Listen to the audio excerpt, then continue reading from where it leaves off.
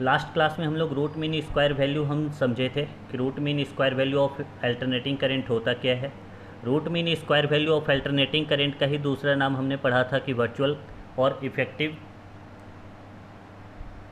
Effective value of AC होती है alternating current. Root mean square और वर्चुअल और effective value of AC, it is defined as the value of direct current which produces the same heating effect in the given resistor as it produces by the given alternating current when passed for the same time in the AC circuit। तो कहने का मतलब क्या हुआ कि जो DC current जो हम फ्लो कराते हैं किसी भी DC सर्किट में, और वो जितना हीटिंग इफेक्ट प्रोड्यूस कर रहा है जितने टाइम में, उतना ही सेम हीटिंग इफेक्ट प्रोड्यूस करना चाहिए एसी वाले सर्किट में सेम टाइम के लिए जब हम करंट को फ्लो कराएंगे तब। तो अगर हीटिंग इफेक्ट सेम होती है तो इस रेस्पेक्ट में हम उसे रूट मीन स्क्वायर वैल्यू या तो वर्चुअल वैल्यू या तो इफेक्टिव वैल्यू ऑफ एसी कहते हैं। अगेन रिलेशन की बात कर रहे हैं कि relation between effective and peak value of AC क्या है। तो इफेक्टिव वैल्यू यानी हम इनकी बात कर रहे हैं, और पीक वैल्यू जो कि हमने आई नॉट की बात किए थे। तो हमें पता है, जस्ट हम सपोज कर लेते हैं, suppose an alternating current I equal to I naught sine omega t. अगर I equal to I naught sine omega t be pass through a circuit of resistor R, यानी कि हमने आई करेंट जो है, जो कि I naught sine omega t जो है हमने पास किया है किसी भी सर्किट में जिसमें रेसिस्टर लगा हुआ है R, then the amount of heat produced in small time D T. Small time D T में जो अमाउंट ऑफ हीट जो प्रोड्यूस होगा वो हमने लेट मान लिया अपनी तरफ से कि D H equal to I square R into T, क्योंकि ये हमने 10th क्लास में पढ़े थे कि हीट का फॉर्मूला क्या होता है। तो heat equal to H equal to I square R into T था। तो यहाँ पे सिंस स्मॉल हीट की बात करें for small time D T, तो देयरफॉर यहाँ डी एच स्मॉल हीट जो होगा that is equal to I square R into D T, इसके बराबर हो जाएगा। If T is the time period of AC, यानी कि अगर हम टोटल टाइम, यहाँ स्मॉल टाइम डी टी लिए थे, अगर हम टोटल टाइम की बात करते हैं एसी में, then heat produced in one complete cycle will be. तो वन कंप्लीट साइकिल में यानी कि 1/2 positive cycle and 1/2 negative cycle, that makes one complete cycle, 1/2 and 1/2 positive and negative cycle completely. तो integrating both side H equal to क्या हो जाएगा, D H का integration अगर हम करते हैं तो एच आएगा, I square R into D t का integration, I square R into D t का इंटीग्रेशन कितने से कितने टाइम के लिए, तो 0 से टी टाइम के लिए, बिकॉज हमने टोटल टाइम टी माना हुआ है। तो अगर हमने टोटल टाइम टी माना है उसके लिए इंटीग्रेट करेंगे तो ये हमारा एक इक्वेशन बन गया। लेट अब हम अपनी तरफ से मान लेते हैं कि इफेक्टिव करंट क्या है। तो इफेक्टिव करंट हमने ऊपर पढ़ा हुआ है डेफिनेशन की इफेक्टिव करंट क्या है। Effective current be the effective value of AC then heat produced in time T must be. तो अगर हम इफेक्टिव करंट को लेकर, ये हमने डीसी के लिए बात किया था, अब हम एसी के लिए बात कर रहे हैं, तो एसी के लिए इफेक्टिव करंट हुआ। इफेक्टिव करंट में हीट जो प्रोड्यूस होगा वो क्या होगा, दैट इज सेम, फॉर्मूला तो सेम रहेगा, आई स्क्वायर आर इंटू टी, और सेम टाइम के लिए, और टाइम हमने यहाँ पे टोटल टाइम टी माना हुआ था। तो इस रेस्पेक्ट में यहाँ जो करंट होगा वो इफेक्टिव करंट होगा, effective current I square R into T. अगर हम बात करते हैं इस इक्वेशन की, तो ये इक्वेशन जो होगा वो हमारे इस इक्वेशन के इक्वल होंगे, इस वाले इक्वेशन के, क्योंकि डीसी में जितना हीट फ्लो हुआ है और एसी में जितना हीट फ्लो हुआ है, पास हुआ है, ठीक है, वो दोनों क्या होने चाहिए, बराबर होने चाहिए सेम टाइम के लिए, टी टाइम के लिए। तो इस रेस्पेक्ट में हम इफेक्टिव करंट बोलेंगे। तो I square effective R into t must be equal to integration of 0 to T I square R into D T, इसके इक्वल होगा। अगर हम इसी की बात कर रहे हैं तो यहाँ पर क्या होगा, जब इसको हम इंटीग्रेट करेंगे तो जो कांस्टेंट है उसे हम बाहर निकाल देंगे। कांस्टेंट में जो बाहर आ रहा है वो I square R into D T. तो डी टी यहाँ वेरिएबल हो गया, आई यहाँ पर वेरिएबल हो जाएगा, बिकॉज आई की वैल्यू हमने ऊपर माना हुआ है I equal to sine I naught sine omega t, यहाँ भी टी वेरिएबल है, तो देयरफॉर यहाँ पर ये अंदर ही रह जाएगा और बाकी सारे बाहर आ जाएंगे। जब इसको स्टेप बाय स्टेप करेंगे तो ये आपका यहाँ तक आएगा, I square effective equal to 1/t integration of 0 to T I square into D T.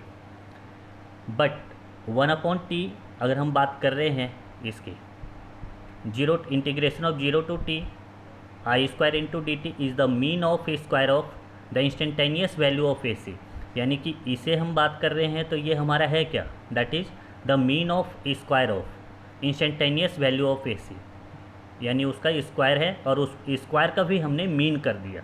तो देख स्क्वायर कर दिए स्क्वायर रूट और इसका मीन निकाल रहे हैं। Instantaneous value of A C over one complete cycle, hence the effective और वर्चुअल वैल्यू की अगर हम बात कर रहे हैं ए सी की equal to root mean square value, that is effective की बात करें। अब ये स्क्वायर रूट आया कहाँ से, आई स्क्वायर जो था वो स्क्वायर हटाएंगे तो इसके ऊपर स्क्वायर रूट आ जाएगा, वही स्क्वायर रूट इसके ऊपर आया और यही इफेक्टिव आरएमएस कहलाता है। तो हम इफेक्टिव करंट लिख सकते हैं या आरएमएस करंट लिख सकते हैं equal to square root of this. तो ये हमारा इफेक्टिव वैल्यू ऑफ आरएमएस निकल गई। नाउ इंटीग्रेशन की अगर हम बात कर रहे हैं तो integration 0 to T I square into D T, जो ये हमारा है। तो 0 टू टी अगर आई की वैल्यू अगर हम रख देते हैं, आई की वैल्यू हमारा क्या है, आई नॉट साइन ओमेगा टी, और चूँकि आई का स्क्वायर था तो इनका भी स्क्वायर हो जाएगा, I square sine square omega T D t. अब यहाँ पर आई नॉट जो है वो कांस्टेंट है, वो बाहर आ गया, इंटीग्रेशन ऑफ 0 टू टी, अब बचा ये साइन स्क्वायर ओमेगा टी। अगर हम इंटीग्रेशन के फॉर्मूला देखते हैं तो हमारे पास साइन स्क्वायर ओमेगा टी का जो अगर हम एक्सपेंड करते हैं तो वो हमारे पास फॉर्मूला है 1 minus cos 2 omega T upon 2 और D T as it is रह गया। इसको मैं step by step video class में डालकर इसको मैं आपको सेंड कर दूंगा, तो वो समझ लेना कि ये आया कहाँ से। Actually sign square omega T का कोई फॉर्मूला नहीं होता, तो 2 हमने मल्टीप्लाई किया है और इसलिए यहाँ 2 डिवाइड में आ गया, और 2 साइन स्क्वायर ओमेगा टी का फॉर्मूला होता है 1 minus cos 2 omega T D T. Now ये 2 जो कांस्टेंट है वो बाहर आ जाएगा, तो आई नॉट स्क्वायर अपॉन 2 इंटू और 1 माइनस कॉस 2 ओमेगा टी को अगर हम स्टेप बाय स्टेप इंटीग्रेट करेंगे तो वो हमारा आएगा T minus sine 2 omega T upon 2 omega 0 to T. I naught square upon 2 as it is रह गया, टी की जहाँ पे हम upper limit minus lower limit रखेंगे जहाँ जहाँ वेरिएबल है, तो टी माइनस 0 हो गया, माइनस साइन 2 और ओमेगा इंटू टी, तो टी की जहाँ पे हम फिर से कैपिटल टी रखेंगे। जब इसे सॉल्व करेंगे तो टी से टी कैंसिल हो जाएगा और यहाँ पर साइन जो भी वैल्यू आएगी यहाँ पर सॉल्व करने के बाद 2 पाई, तो उस रेस्पेक्ट में आपका 1 आ जाएगा इन पूरी वैल्यू साइन की, और 2 ओमेगा एज इट इज़ रह जाएगा into sine 4 pi upon T into T. Upper limit lower limit हमारा एज इट इज़ रहेगा 0 से टी के लिए।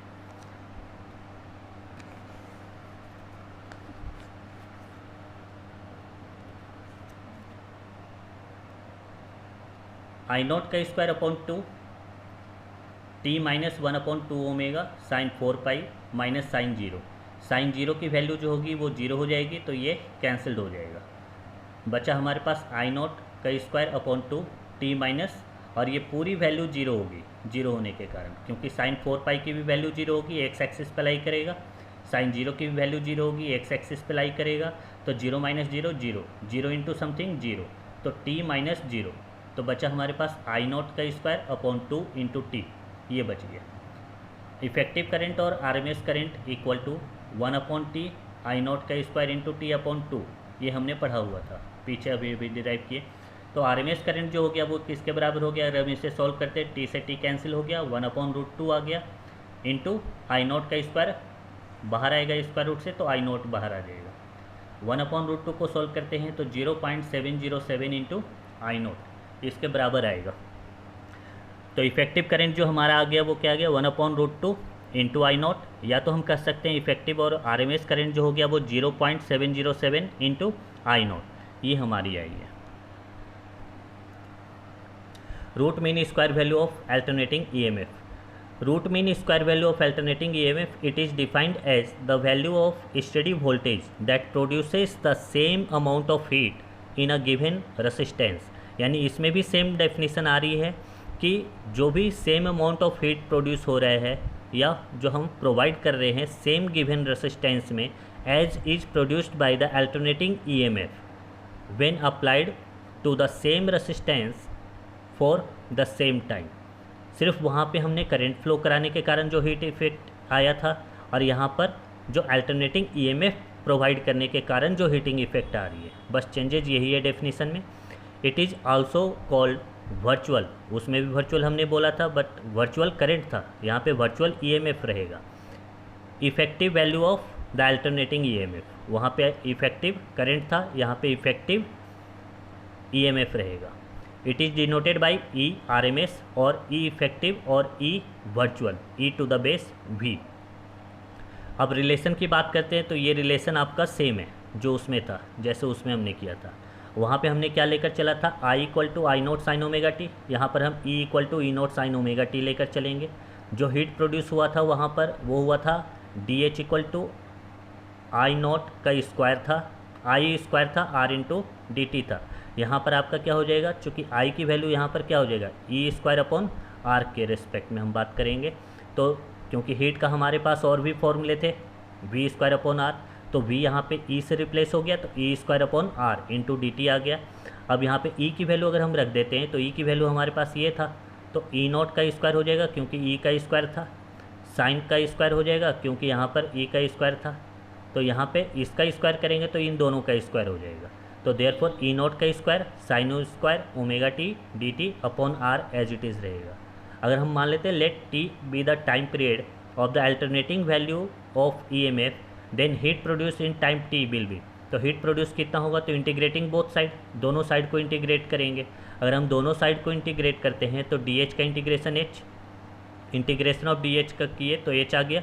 नाउ इंटीग्रेशन ऑफ इसका कर रहे हैं 0 से टी टाइम के लिए, तो E square R, E square upon R sine E square omega T D t, यहाँ ई स्क्वायर ई नोट का square upon are.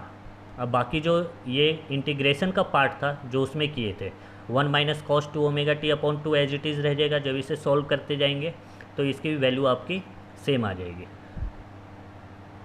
H equal to E naught का square upon two R, T minus 0 आ गया। जब इसे हम देखेंगे तो ई नॉट का square T upon two R, और यहाँ पर सॉल्व करने के बाद फाइनल जो हमारे पास रिजल्ट आया है एच हीट का, वो आया है E square R M S T upon R. तो from the above two equation जो हमने ऊपर सॉल्व किए थे उसके अकॉर्डिंगली हमारा E square R M S जो था हमारा upon T into T upon R equal to वो इसके बराबर हो जाएगा। यहाँ पर आर से आर कैंसिल हो गया, टी से टी कैंसिल हो गया।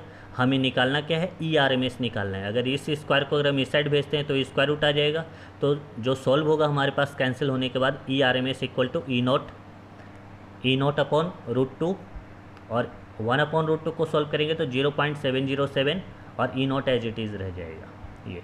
तो ये हमारा effective value of E M F हो गया, या R M S root mean square value of E M F कह लो, या virtual value of E M F कह लो। फॉर्मूला सेम है जो आई नॉट का था, बशर्ते वहाँ आई नॉट था, ई नॉट है यहाँ पर, वहाँ पे आई आर एम एस था, यहाँ पे ई आर एम एस है, बाकी वैल्यू सेम है। अब जो नेक्स्ट टॉपिक हमारा है वो है AC current containing only resistor. अब यहाँ से आपका मेन टॉपिक स्टार्ट हो रहे हैं। अभी तक जो हम देख रहे थे इस चैप्टर में वो केवल आपका इंट्रोडक्शन था, टर्म्स के और रिलेशन थे, और वो भी इम्पोर्टेंट थे सारे। यहाँ पर अब हम सर्किट डायग्राम देखेंगे। सर्किट डायग्राम में रिलेशन भी देखेंगे और सर्किट डायग्राम अलग अलग के लिए देखेंगे। यानी 3 हमारे पास मेनली कंपोनेंट है इस चैप्टर में। वो आपका जो पढ़ना है, पहला है रसिस्टर के लिए, दूसरा है इंडक्टर के लिए, और तीसरा है आपका कैपेसिटर के लिए। तो पहले हम तीनों का अलग अलग पढ़ेंगे सर्किट डायग्राम, जैसे इसमें पढ़े हुए हैं, लिखा हुआ है AC circuit containing only resistor. उसी तरह दूसरा जो पढ़ेंगे AC circuit containing only capacitor, तीसरा जो पढ़ेंगे AC circuit containing only inductor. तो 3 अलग अलग के लिए पढ़ेंगे। और फिर हम क्या करेंगे, नेक्स्ट जो सर्किट बनेगा डायग्राम उसमें हम 2-2 के लिए पढ़ेंगे, यानी कैपेसिटर और रसिस्टर, कैपेसिटर और इंडक्टर, रसिस्टर और इंडक्टर, इस तरीके से फिर हम अलग अलग पढ़ेंगे। और फिर जो लास्ट हमारा जो सर्किट डायग्राम होगा वो आपका होगा जिसमें तीनों ही कंबाइंड होंगे, रसिस्टर भी, इंडक्टर भी और कैपेसिटर भी, जिसको हम LCR सर्किट बोल रहे हैं। तो L का हो गया इंडक्टर, C का मतलब कैपेसिटर, और R का मतलब यहाँ रसिस्टर। तो अब इसमें देखते हैं AC circuit containing only resistor में। अब ये हमने एक सर्किट बना लिया जिसमें हमने रसिस्टर R लगा दिया और इसमें हमने अल्टरनेटिंग ईएमएफ प्रोवाइड किया हुआ है जिसका वैल्यू क्या है E not sine omega T. AC circuit containing resistance only. As shown in figure, suppose resistor R is connected to a source of alternating EMF E given by, and alternating EMF is given by E naught sin omega t. Such a circuit is known as purely resistive circuit. ये हमेशा याद रखना। अगर capacitive circuit की बात करते हैं तो उस रेस्पेक्ट में आपका क्या कहलाएगा, प्योरली कैपेसिटिव सर्किट, और इंडक्टर के रेस्पेक्ट में होगा प्योरली इंडक्टिव सर्किट। तो ये आपका purely resistive, purely capacitive, purely inductive कब होगा, जब सिंगल कंपोनेंट कनेक्टेड होंगे और ईएमएफ प्रोवाइड करेंगे तभी होगा। If I be the current in the circuit at instant T, then the potential drop across R will be, अगर हम आई करेंट प्रोवाइड कर रहे हैं, ईएमएफ हमारा ई है, तो उस रेस्पेक्ट में जो पोटेंशियल ड्रॉप यानी पोटेंशियल डिफरेंस होगी वो क्या होगी, that is I into R according to Kirchhoff's loop rule. अगर हम लूप रूल के अकॉर्डिंग बात करें तो instantaneous EMF of the above source equal to instantaneous potential difference across R, उसके बराबर हो जाएगा। यानी जितना हमने इंस्टेंटेनियस ईएमएफ प्रोवाइड किया हुआ है वो इंस्टेंटेनियस पोटेंशियल डिफरेंस जो आर के क्रॉस है, रेसिस्टेंस के क्रॉस है, ठीक है, उसके बराबर होगा। तो इसका मतलब क्या हुआ कि ई नॉट साइन ओमेगा टी जो होगा वो किसके बराबर होगा, आई इंटू आर के। जो ई नॉट साइन ओमेगा टी यानी जो भी हमने प्रोवाइड किया है और इसके कारण जो भी पोटेंशियल ड्रॉप हुआ है, तो ये दोनों का इक्वल होना चाहिए क्योंकि ये प्योरली रेसिस्टिव सर्किट है। तो E naught sine omega t equal to I into R हो गया। यानी कि हमारे एक अकॉर्डिंग अगर हम बात करते हैं तो आई इंटू आर ये वाला जो था वो इसके बराबर हुआ। तो इस रेस्पेक्ट में आई की वैल्यू क्या होगी, तो आर जो है वो यहाँ डिवाइड में चला जाएगा, तो ई नॉट अपॉन आर हो गया और sine omega T as it is रह गया। ई नॉट अपॉन आर हमने पहले ही पढ़ चुके थे कि I equal to I naught sine omega t होता है, तो I equal to I naught sine omega t. ये actually I naught sine omega t आया कहाँ से था, जो हमने पीछे पढ़ा वो अब यहाँ पे प्रूफ हो गया। आई नॉट यहाँ पे वैल्यू क्या है, तो ई नॉट अपॉन आर, तो मैक्सिमम और पीक वैल्यू ऑफ एसी, यानी जो हमने पीछे पढ़ा हुआ था, जो हम बार बार पढ़ रहे थे कि peak value of AC I not होता है और जो हमारा मीन करंट जो है आई, दैट इज़ वो आपका I equal to I naught sine omega t होता है, वो यहाँ पे प्रूफ हुआ है जाकर। थोड़ा ग्राफ को थोड़ा मैं एक्सप्लेन कर देता हूँ यहाँ पर, जो कंटेनिंग ओनली रेसिस्टेंस के रेस्पेक्ट में है। हमने यहाँ पर क्या है, एक आपका फेजर ग्राफ होता है और एक आपका graph of E and I versus omega T के रेस्पेक्ट में हमने बात किया हुआ है, और फेजर डायग्राम आपका ये कहलाता है जो ग्राफ है। देखो यहाँ पर एक्स एक्सिस जो है वो आपका ओमेगा टी रिप्रेजेंट कर रहा है, यानी फेज एंगल को रिप्रेजेंट कर रहा है। वाई एक्सिस जो आपका है वो ईएमएफ और करंट को रिप्रेजेंट कर रहा है। ऐसा इसलिए क्योंकि एक ही एक्सिस में हमारा ई और आई दोनों हैं। ऐसा क्यों, रीज़न ये है कि अकॉर्डिंग टू ओम्स लॉ उसने कहा था कि ईएमएफ जो होगा यानी पोटेंशियल डिफरेंस जो होगा that is directly proportional to the current, और current is directly proportional to the potential difference. तो ये एक ही इसमें आएगा। जो अल्टरनेटिंग ईएमएफ का जो फ्लो होगा या अल्टरनेटिंग करंट का होगा वो आपका क्या होता है, first half cycle positive, second half cycle negative, इसके रेस्पेक्ट में होता है। तो अगर अल्टरनेटिंग ईएमएफ फ्लो हो रहा है लाइक दिस, तो यहाँ पर करंट भी साथ के साथ फ्लो होगा लाइक दिस। तो यहाँ पर डिपेंड कर रहा है कि अगर ईएमएफ यहाँ पर ये है तो ये जो पीक वैल्यू है ई नोट हो गया और इसका आई का पीक वैल्यू आई नोट हो गया। सिमिलर वे में ये आपका फेज डिफरेंस 0 से लेके पाई है तो इसके बीच का होगा पाई/2 यानी 90, और यहाँ से पाई से लेके फिर यहाँ 2 पाई है तो इसके बीच का होगा 270, तो दैट इज़ 3π/2। तो ये आपका पहला हो गया। दूसरा जो आपका है कि सेम स्ट्रेट लाइन पे जैसे जैसे ईएमएफ जाएगा वैसे वैसे तो करंट भी जाएगा ना, और दोनों का फेज डिफरेंस एंगल कितना है तो ओमेगा इंटू टी। तो आई नोट भी सेम इस पे है और ई नोट भी सेम है। ई नोट आगे रहेगा और आई नोट इसको लीड करेगा। ई नोट लीड कर रहा है, आई नोट इसके पीछे पीछे चल रहा है। ये तो आई नोट और ई नोट, ये एक्चुअली इसका क्या है, जो पीक करंट और वैल्यू थी इसकी ईएमएफ की और करंट की, ये दोनों को यहाँ पर रिप्रेजेंट किया गया है फेजर डायग्राम में। किसी भी सर्किट में आपका अल्टरनेटिंग ईएमएफ के कारण ही तो करंट फ्लो होता है ना, करंट के कारण ईएमएफ फ्लो नहीं होता। ठीक है। हमेशा जब भी फ्लो होता है तो क्या होता है, ईएमएफ के कारण करंट फ्लो होता है, ये याद रखना। ठीक है, और वो हमने पीछे चैप्टर ईएमआई में भी पढ़ चुके हैं। ठीक है, क्या पढ़े थे याद करो, सोचो थोड़ा। मैंने इसलिए तो बोला था कि रिवाइज़ करो ईएमआई। देखो एक बार दोबारा एक्सप्लेन कर रहा हूँ मैं कि जब भी हम बात करते हैं, ठीक है, हमने क्या पढ़ा था इसमें ईएमआई में, थोड़ा रिवाइंड कर रहा हूँ मैं, कि जब भी हम बात कर रहे हैं कि हमने कोई भी सोर्स ऑफ करंट प्रोवाइड किया है या ईएमएफ प्रोवाइड किया, तो हमने क्या किया, या तो करंट हमने अल्टरनेटिंग प्रोवाइड किया, या तो फिर हमने क्या किया, बैटरी लगा दिया। तो जो बैटरी लगाए वो एक्चुअली करता क्या है, तो बैटरी में जो टोटल पोटेंशियल डिफरेंस स्टोर्ड होता है वो क्या होता है, ईएमएफ होता है। और वही some part of the EMF क्या होता है, वो सर्किट में फ्लो होना स्टार्ट हो जाता है जब हम सर्किट को ऑन करते हैं। वो ईएमएफ करता क्या है बाय डिफ़ॉल्ट, तो जो भी कंडक्टर से वो कनेक्टेड है कंप्लीट सर्किट में, ठीक है, उसमें जितने भी फ्री इलेक्ट्रॉन्स हैं उनके ऊपर एक फोर्स प्रोवाइड करता है, जिस फोर्स के कारण वो क्या होता है, मूव करना स्टार्ट कर देते हैं। ठीक है, करंट इलेक्ट्रॉन जो है, और वही इलेक्ट्रॉन के मूवमेंट के कारण ही तो करंट फ्लो होता है ना। ठीक है, तो कहने का मतलब क्या हुआ कि ईएमएफ के कारण करंट फ्लो होता है, ना कि करंट के कारण ईएमएफ फ्लो होता है। EMF is responsible for the flowing of current और चार्जेज इन द सर्किट। तो देयरफॉर ईएमएफ हमेशा पहले ही रन आउट होगा एंड देन आफ्टर उसके पीछे पीछे आ ही जाएगा, करंट जाएगा। लेकिन ये भी है, ये सिर्फ प्योरली रेसिस्टिव सर्किट के लिए है। जब हम कैपेसिटिव के लिए पढ़ेंगे तो कुछ और देखेंगे। ठीक है, लीड करता है या लैग करता है। इसी तरह से इंडक्टिव सर्किट में देखेंगे कि लीड करता है या लैग करता है, दोनों ही सिचुएशन में।